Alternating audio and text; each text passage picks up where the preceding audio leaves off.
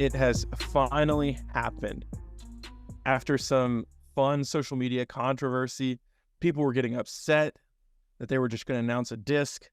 MVP announces the Pixel along with signing Eagle McMahon to a 5-year deal. Thomas, what are your first reactions as we think about Eagle to MVP?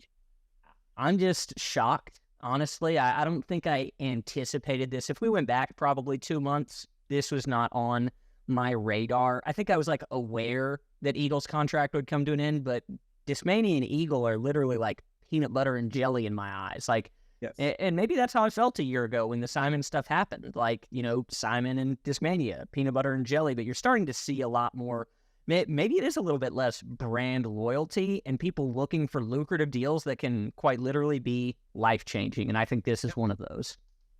Yeah, absolutely. We know that MVP cashed in with Simon Lizotte, the most marketable player in disc golf. He's got a huge following on all social media and YouTube. And they cashed in and they saw the opportunity to reunite the Crush Boys. And they took advantage of it. They signed him to a deal. Eagle mentioned in his farewell video to Discmania that this was a deal that was too good to refuse. And so it was pretty obvious at that point that narrowed it down to a few different companies that could afford it. And MVP made the most sense, and they secured the bag. They got one of the best players, one of the best throwers in all of disc golf. And so shout out to MVP for that. Like I mentioned, he signed a 5-year deal, and as opposed to the 10-year deal that Simon signed. And Thomas, what are your thoughts on Eagle signing this 5-year deal compared to Simon's 10-year deal? Where do you think those change? Where do you think those differences came from? Yeah, I mean, honestly, I think this just breaks down to raw numbers. At the end of the day, brands aren't looking just for you to win.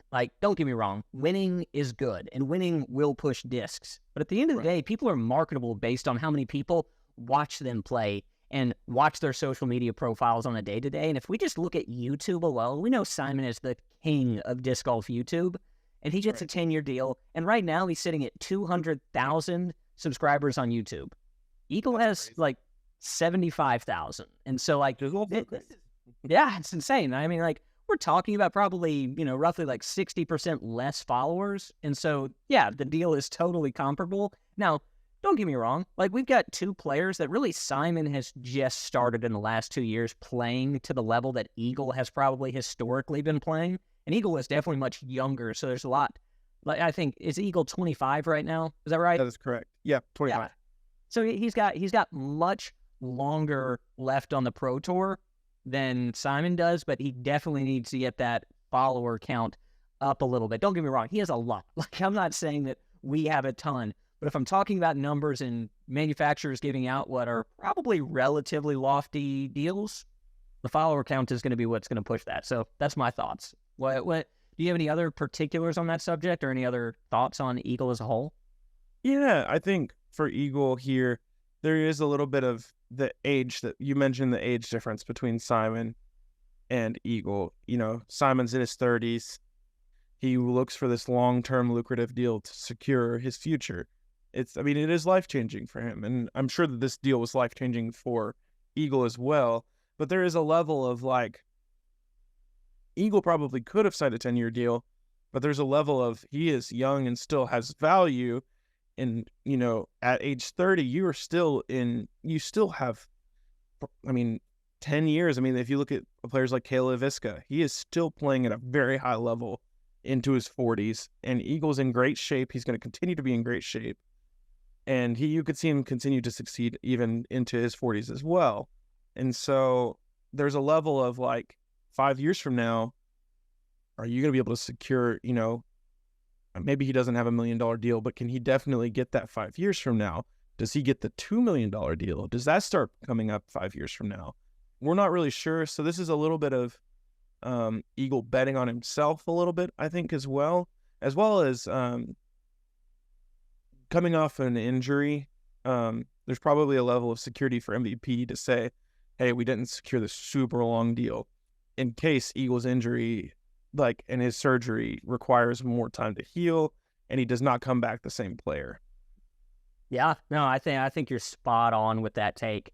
I mean, that injury is going to play a lot in what Eagles' future looks like now versus 5 years from now. And don't get me wrong, like, I think MVP could have made a 10-year deal like Simon. Again, I think the numbers speak to why that deal would be shorter anyway. But MVP also could be just holding off, saying we don't know what's going to happen with Eagle. I mean, he's performing at a high level, and like we know he could. Well, most pro disc golfers golfing lefty, but yeah, like this injury is going to say a lot. We're going to see a lot in the next 12 months. This 2024 tour series or season is going to say a lot about Eagle's future. If he can recover and then potentially get back to throwing a full forehand, yeah, Eagle in 5 years is going to secure the bag even more. But one thing, yeah, the one thing I am like confident of is that 12 months ago with Simon was the start of a completely new era of disc golf. Like, don't get me wrong, the Paul deal was huge. The Ricky deal, huge. But this is now you've got two major players with deals that are of a really high caliber on the same team. That's a lot of money. I don't know. It's a lot. Yeah, and that just shows that MVP is here to stay. It's not some gyro is not a gimmick. Gyro works. And that was something that Eagle talked about on Simon's vlog that got posted today. Eagle was talking about playing, I believe it was hole 12 at USDGC, practicing with Simon, and he threw what he said would be his standard shot, which we have to assume was with a DD3 or Cloudbreaker or something along those lines. And then Simon gave him his Dimension, which is a speed 14.5 disc, and probably should only be in the hands of Eagle and Simon, if I'm being honest. But Eagle said he threw it 75 feet further, throwing with the same exact effort. And so, like I said, gyro works. It's very apparent with Simon. It seems like Eagle is loving it. And so it's MVP is becoming the standard for disc golf, I think. As far as manufacturers go, they are the standard with consistency of plastic, with quality of plastic, and with their team management. It's hard to beat the trio of Simon, Eagle, and James Conrad. Yeah, it's a rock solid team. You're talking about somebody that's, starting to pull towards like maybe this team is better than that Discraft team that we think is absolutely loaded. I think they're slated for a season that could absolutely crush anybody else. So I wouldn't be surprised to see 2 MVP players in the top 5. I mean, we were pretty much in that area with those 2 players, just with different brands. You might put them both together and absolutely crush it. It's next level stuff. And marketing, it's a marketing win 100% to put Simon and Eagle back together. They love making content together. And the fact that they'll be able to throw the same discs again is just going to be a perfect combination for MVP. I agree completely. So do you have any other thoughts before we wrap this up? No, I don't. How about you? No, I think I'm all good. Hey, if you all appreciated this shorter segment coming over some breaking news right here, make sure to leave a like, subscribe to the channel right now. We just crested over that 100 subscriber mark. We're looking to do a giveaway here soon. We're going to formalize that a little bit, and we'll make sure to post it on our socials if you want to see about that. First, go and check out our Instagram at Forge Sports Media. Trey and I are relatively active on there, so always feel free to leave a comment, and then make sure to go check out our TikTok. Yeah, absolutely. And leave a comment if you like this short form content, and we'll continue to do these rather than a longer podcast. We'll still continue to do our weekly podcast or periodic podcast, but we kind of like the idea of the short form content, but we'd love to hear your feedback on it as well. Definitely. We appreciate it, y'all. Y'all have a good one, and we'll catch you in the next one.